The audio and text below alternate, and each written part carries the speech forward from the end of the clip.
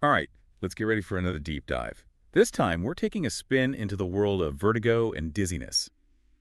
Using this guide, Natural Vertigo and Dizziness Relief, as our map. And this thing, it claims to offer more than just a quick fix for symptoms. Like it aims to really tackle the root causes of those balance disorders that can just throw your whole world off kilter. Yeah, it's definitely taking a different approach for sure. It really is. So, from what you've seen in this source, what are some of the things it's pointing to as, the possible culprits behind these balance issues? Oh, it's all over the place. In a good way, I think. It suggests things you might not immediately think of from, like past injuries you might have forgotten about to even viral infections you may have had. Okay, that makes sense. But it also mentions something about a connection to autoimmune diseases. Right. And that's one of the more fascinating angles this guide explores, I think. Autoimmune diseases and dizziness. Well, that's a new one for me. Help me out here. What's the connection? Well, so the source, it points to this growing body of research that's suggesting that, like in some cases, your own immune system, it could be mistakenly attacking parts of your inner ear. Hmm. And that can lead to balance problems, of course. It even goes so far as to suggest a potential link between, get this, your blood type and a predisposition to these autoimmune conditions.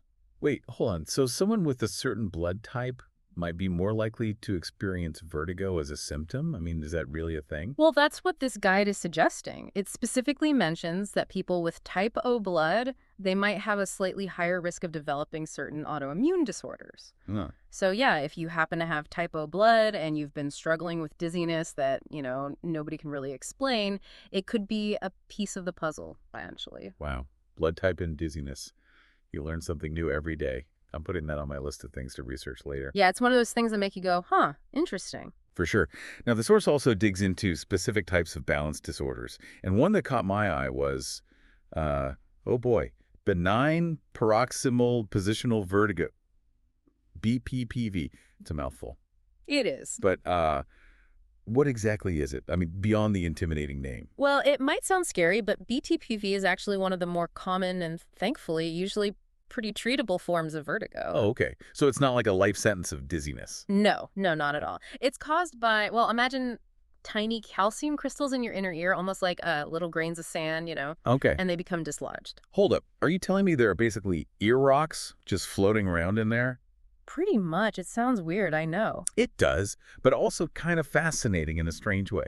It is, right. So think of it like a snow globe. Ugh. When you shake it up, all the snow flies around and makes it Right. hard to see clearly, right? Yeah, I get it. Well, similarly, when these crystals move around in your inner ear, it disrupts the fluid that helps your brain sense your head's position. Ah, and that's what causes that spinning sensation. Bingo! Okay, that makes sense. But then, how do you fix it? I mean, do those ear rocks just eventually settle back into place on their own? Sometimes they do, but often a specific maneuver, like something called the Epley maneuver, is used to guide those crystals back to where they belong. A maneuver. So we're talking about like strategic head movements or something. Exactly. It's a series of head movements, almost like a gentle puzzle, you could say, that utilizes gravity to reposition those crystals. It sounds like something you definitely want a professional to like walk you through. Absolutely. You wouldn't want to accidentally send those ear rocks on a wild goose chase through your inner ear. Right. Because while BPPV itself is generally benign, harmless, it's important to get a proper diagnosis and the right treatment to ensure those crystals are, safely repositioned so you can regain your balance. Gotcha. Okay, so BPPV, those pesky ear rocks. Not a fun experience, but manageable. Now, the source also mentioned a couple of other balance disorders that, they sounded a bit more serious. Labyrinthitis and Ménière's disease. Yeah, this can be a bit more challenging for sure. Can you walk us through those? Like, what exactly is going on with labyrinthitis? So labyrinthitis, it's basically an inflammation of the inner ear, often triggered by a virus. And along with the vertigo, you can also experience some hearing loss and tinnitus, that ringing in the ears. Oh, I've heard of tinnitus. Not pleasant. Yeah. So is it kind of like if you imagine having a bad cold, but instead of your nose being all stuffed up, it's your inner ear that's all messed up? Yeah, that's a good way to think about it. It's like your inner ear is having its own little cold. Yikes. And what about Meniere's disease? What makes it different from labyrinthitis? So Meniere's is more of a chronic condition. It involves a buildup of fluid in the inner ear, and the symptoms, they tend to be more intense than with labyrinthitis. We're talking like severe vertigo attacks, fluctuating hearing loss, that tinnitus again, and a lot of people describe it as a feeling of fullness or pressure in the ear. Ugh, that sounds awful. Does the source offer any insight into what causes Meniere's? Unfortunately, the exact causes are still a bit of a mystery, even to the experts. But just like with those autoimmune conditions we talked about, viral infections, particularly the herpes virus, are being looked at as potential triggers. It really is amazing and a little bit freaky how so many things can affect our sense of balance. It's really making me think about how complex these balance disorders can be. It's not just about feeling dizzy, it's like a whole network of systems at play. What's Yeah. been the most interesting thing you've learned from this source so far? I think what's really fascinating to me is how much our understanding of these conditions has evolved. Like, we've moved beyond just trying to make the symptoms go away and started really exploring these underlying causes. And the thing is, the cause could be totally different from one person to the next. Right. It's not a one-size-fits-all situation. Yeah. And that idea of individuality is so important. Mhm. Just like with any health issue, what works for one person might not work for another. So before we jump into the potential treatments outlined in this guide, I'd love to hear from you, our listeners. Have you ever dealt with dizziness or vertigo? What was that experience like for you? We'll be right back to explore some of the natural approaches to relief that this guide lays out, so stick with us. Yeah, it's going to get interesting. Okay, so now let's get into the good stuff. What are some of the natural ways this guide suggests to get relief from vertigo and dizziness? Well, it's interesting. Natural vertigo and dizziness relief, it really takes this kind of unconventional approach advocating for this whole holistic strategy. Mm, Like, instead of just treating symptoms, it's about trying to address those underlying causes we were talking about earlier. right, right. And to do that, it combines dietary changes, some targeted supplements, even an apple cider vinegar tonic, and get this, dry skin brushing. Whoa, whoa, whoa. Okay, hold on. That's a lot to throw at a problem. What? But I mean, I'm all for natural solutions, if they actually work. So help me out here. What's the logic behind, like, combining all of these things? Well, the idea, from what I gather, is to basically create an environment in your body where it can like naturally heal itself. Okay. So the dietary changes, for example, those involve eliminating things like, white flour, trans fats, MSG, and reducing sugar. It's kind of in line with addressing potential food sensitivities and, promoting gut health. There it is again. Yeah. The gut health connection. We see it pop up everywhere these days, from mental health to immunity. How could it possibly be linked to dizziness, though? It's wild, right? It is. Well, there's actually this growing body of research on this whole gut-brain connection. And it suggests that, like, imbalances in your gut bacteria, they can actually send signals to the brain that can trigger a whole range of symptoms. And you know what? Dizziness is one of them. No way.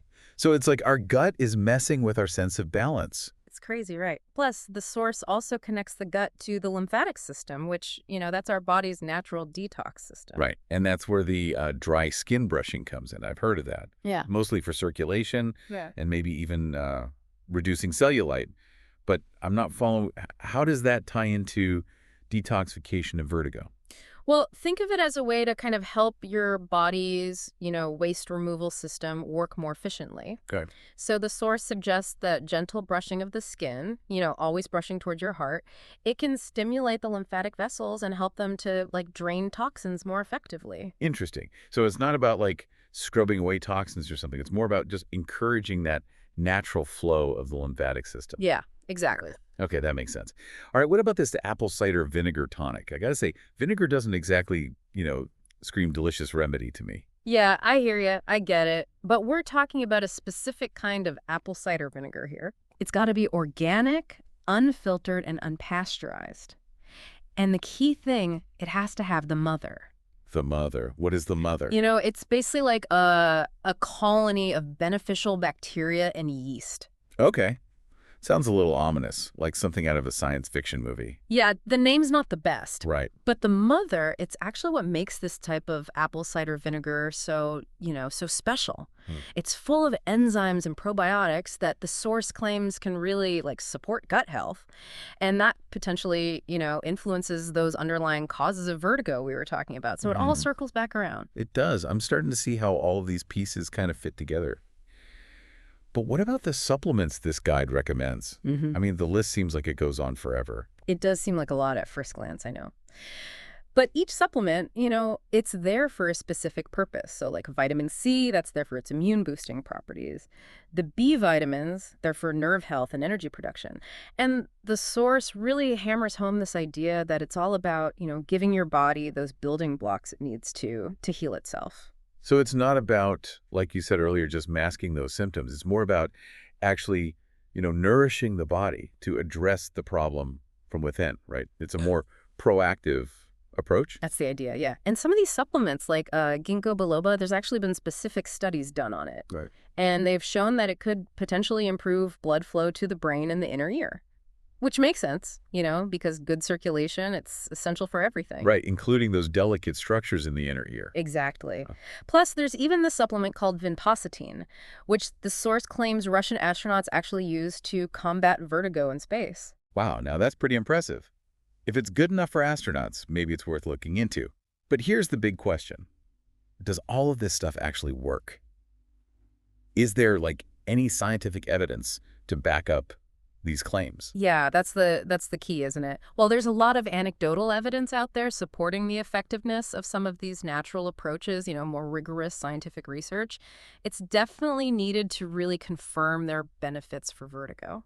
So it's a bit of a leap of faith at this point. Maybe, but the source really stresses that this isn't like a quick fix. It takes commitment, it takes patience, and a willingness to really make those lifestyle changes. And it's so important to remember this isn't a replacement for medical advice. If you're experiencing these symptoms, talk to your doctor, get a proper diagnosis, and figure out a treatment plan that's right for you.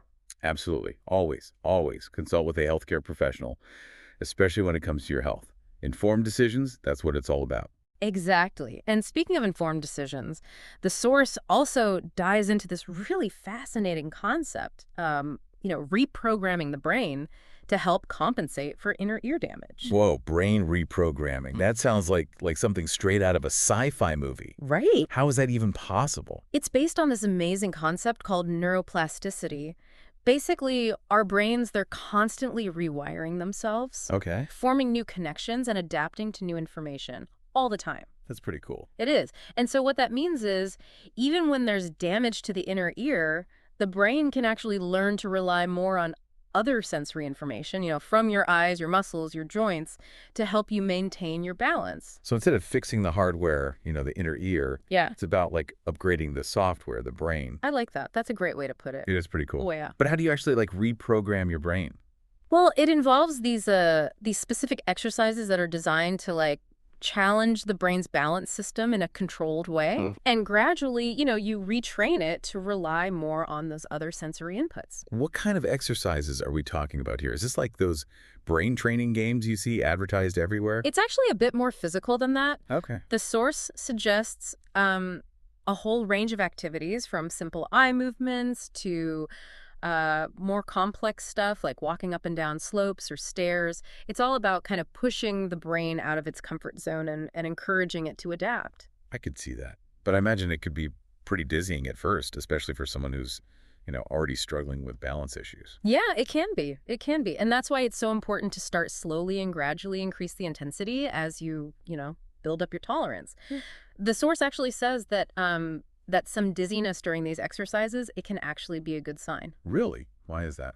Because it means the brain is being challenged and it's actively adapting. It's like, whoa, this is new, got to figure this out. Makes sense. But I'm guessing it's probably best to do these exercises under the guidance of, like a physical therapist or a vestibular rehabilitation specialist, right? Oh, absolutely.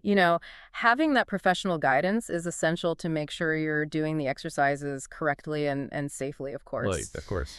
You know what else? The source makes this really interesting point about the potential downsides of relying on those vestibular sedative medications during this whole rehabilitation phase. Oh, right. Those are the medications that are often prescribed to suppress those vertigo symptoms. Yeah, exactly. Why would those be counterproductive to this, this brain retraining process? Because they're essentially masking the problem. They're preventing the brain from fully adapting. It's like, imagine trying to learn to ride a bike, but you've got training wheels that never come off.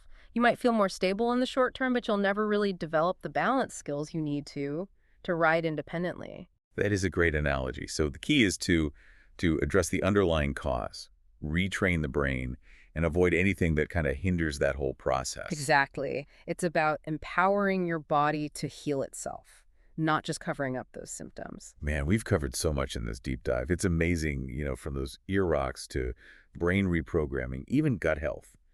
Just makes you realize how interconnected our bodies really are. It really does. It makes me wonder, what if dizziness is our body trying to tell us something? Like, what if it's a message we're not really paying attention to? It's a really interesting thought. And, this source, it definitely encourages that kind of holistic perspective, Yeah. looking beyond just the physical symptoms themselves. Right. So yeah, maybe our bodies are trying to tell us something about our overall well-being. Right. So instead of just, hitting the mute button on those dizziness alarms, maybe we should try to understand what they're trying to tell us, right? Like, could it be a sign that we're just, pushing ourselves too hard? Or maybe it's a nudge to like really pay attention to what we're eating or even the stress in our lives. It really raises a good question about how we approach health in general. Are we just focused on getting rid of the symptoms, or are we actually trying to like understand the root causes and create a more balanced state of being? It's like that saying, give a man a fish and you feed him for a day. Teach a man to fish and you feed him for a lifetime. Maybe we need to learn how to listen to our bodies and support them in a deeper way. I think that's a really powerful takeaway from this whole deep dive. We've explored a lot of possibilities here, but ultimately the journey to finding what works for you, it's a personal one. It really is.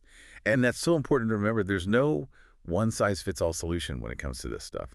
So to all of you listening out there, we encourage you to do your own research, talk to your healthcare providers, and experiment cautiously, to discover what brings you relief and helps you create a more balanced and vibrant life. Yeah. Knowledge is power, especially when it comes to our health. So keep asking questions, stay curious, and keep listening to your body. Couldn't have said it better myself. Yeah. And until next time, stay informed and keep diving deep.